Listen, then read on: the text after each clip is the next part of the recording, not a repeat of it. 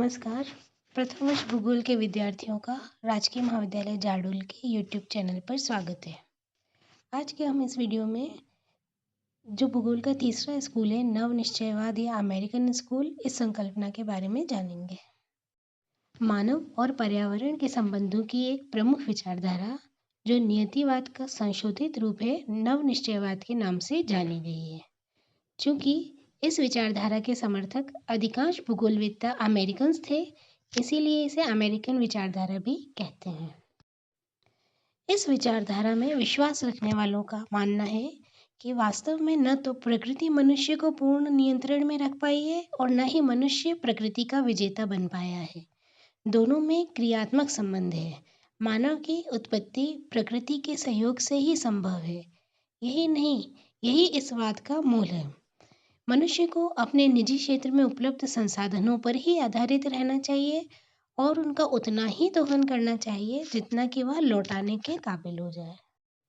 नवनिश्चयवाद की इस विचारधारा को अलग अलग वैज्ञानिकों ने अलग अलग नाम से पुकारा। ग्रिफिथ टेलर ने इसे वैज्ञानिक नवनिश्चयवाद तथा रुको और जाओ निश्चयवाद की संज्ञा दी। इसी प्रकार डेथम ने इसे क्रियात्मक संभववाद का नाम दिया और स्पेट महोदय ने इसे प्रसंभाव्यवाद की संज्ञा दी। नवनिश्चयवादी विचारधारा का विकास। यूरोप और अमेरिका में ये विचारधारा समान रूप से उभरी। अमेरिकन भूगोलवेत्ता जो इसके प्रणेता रहे, उनमें हंटिंगटन और कार्ल सावर का नाम प्रमुख रूप से आता है। इसी प्रकार भूगोलवेत्ताओं में हर्बर्टसन और वूलरिज इसके प्रखर प्रणेता रहे हैं।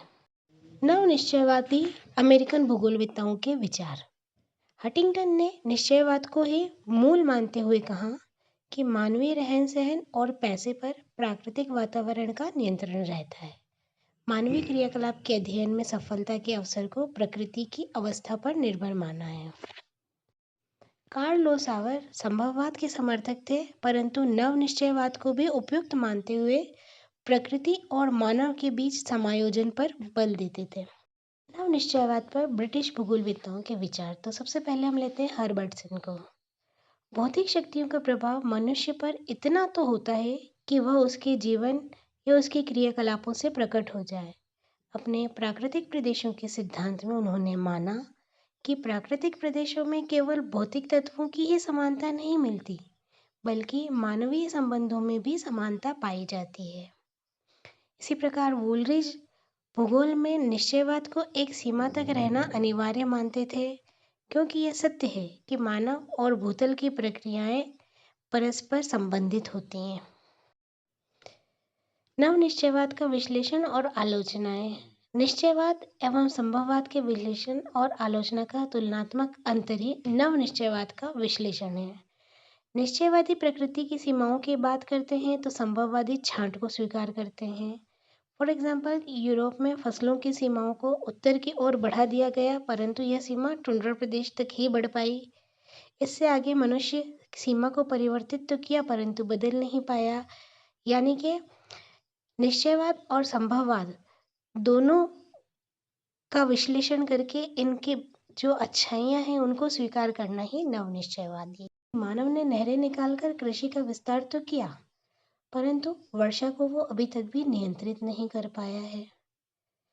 तीसरा, भूचाल वाले क्षेत्रों का सीमांकन तो किया है, अवरोधक तकनीक पर आधारित बसाव भी किया है, परंतु इन भूचालों का पूर्वानुमान और इन्हें रोकने के उपाय अभी तक नहीं निकाल पाया है। इस प्रकार हम कह सकते हैं कि नवनिश्चयवाद नरमपंथी भूगोलवेत्ताओं द्वारा अपनाई गई मध्यम वर्गीय विचारधारा है।